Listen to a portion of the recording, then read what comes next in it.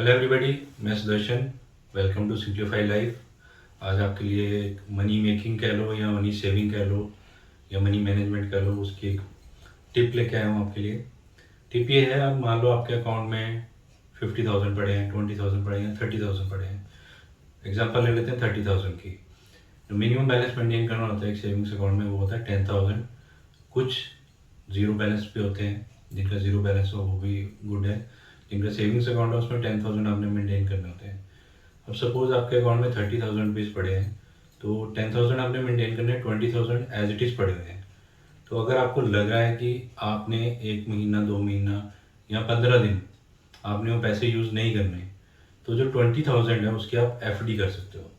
अब आपकी नॉलेज के लिए बता दूं, एफडी 15 दिन की भी होती है, 5 साल की भी होती है। 15 डेज से लेके 5 ईयर्स तक आप एफडी कर सकते हो। अब सपोज 30,000 में से आप कहोगे कि 10,000 मैंने मेंटेन करना है और 10,000 है वो मेरे कहीं ना कहीं खर्च हो जाएंगे, मुझे खर्चे के लिए चाहिए। तो आप 20,000 की जगह 10,000 की एफडी कर लो। और एफडी आप 15 डेज की भी कर सकते हो, 1 मंथ की भी कर सकते हो, 45 डेज की, 1 ईयर तक कर सकते हो। अगर आपको लग रहा है कि नहीं, मेरे को तो 10,000 से भी ज़्यादा खर्च करने हैं, तो आप क्या करोगे, 30,000 में से हम 20,000 निकाल देते हैं, उसके बाद 10,000 बचता है। 10,000 में भी आप 5,000 की 2 एफडी करा सकते हो। 2 एफडी कराने से क्या होगा कि अगर आपको अर्जेंट नीड होगी तो आपको एक एफडी जो 10,000 की आपने कराई है, सपोज आपने कराई थी, वो ब्रेक करनी पड़ेगी। अगर आपको 5,000 की नीड है तो आपको एक एफडी ब्रेक करनी पड़ेगी। तो जो आपकी एक एफडी है वो चलती रहेगी। अब इसके साथ साथ कुछ बैंक्स ऑटो स्वीप की ऑप्शन देते हैं। ऑटो स्वीप क्या होता है, जैसे आपने करंट अकाउंट कराया किसी भी ट्रेडर ने या बिजनेसमैन ने, आप कोई भी बिजनेस कर रहे हो, आपने अकाउंट खुलवाया करंट अकाउंट, तो उसमें वो क्या ऑप्शन देते हैं कि 50,000 से ऊपर जितना भी बैलेंस आपका होगा उसकी ऑटो एफडी हो जाएगी। ऑटो एफडी मीन्स मान लो आपके अकाउंट में 60,000 रुपीज़ पड़े हैं, तो 50,000 एज इट इज़ पड़े रहेंगे, 10,000 की ऑटोमेटिकली एफडी हो जाएगी। तो ये ऑप्शन भी बैंक देता है। बहुत कम लोग बताते हैं। जो चीज़ें मैं बता रहा हूँ मैंने ये खुद इम्प्लीमेंट करी हुई हैं। जैसे कोटक महिंद्रा बैंक है, उसमें मेरा अकाउंट है, 50,000 से ऊपर जितना भी बैलेंस होता है उसकी ऑटो एफडी हो जाती है। अब आप बोलोगे कि ऑटो एफडी होगी, चलो ठीक है, पर अगर हमें 60,000 की नीड है तो 60,000 आप विड्रॉ कर सकते हो।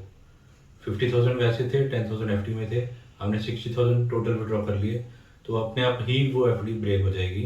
अपने आप एफडी ब्रेक होकर आपके अकाउंट में पैसे आ जाएंगे, आप 60,000 पूरे विड्रॉ कर सकते हो। जैसे कि आपका करंट अकाउंट है, तो आप 50,000 से ऊपर मान लो आपके पास 50,000 और है, तो आप 50,000 की अपने आप एफडी बन जाएगी। तो जब तक आपको नीड नहीं है एफडी चलती रहेगी आपकी।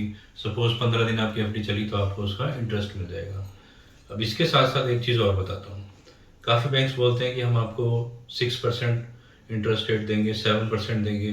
जैसे ये येस बैंक है, कोटक बैंक है, ये कहते हैं कि हम 6% देंगे, 7% देंगे, पर इनकी भी एक कंडीशन होती है। कंडीशन ये होती है कि आपको मिनिमम बैलेंस 1 लाख रखना अपने अकाउंट में। 1 लाख से ऊपर जितना है उस पर आपको 6% या 7% इंटरेस्ट रेट मिलेगा।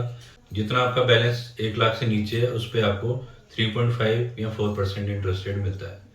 जो गवर्नमेंट बैंक्स हैं जैसे स्टेट बैंक ऑफ इंडिया है, पंजाब नेशनल बैंक है, ये 2.5% से लेकर 4% तक इंटरेस्ट रेट देते हैं।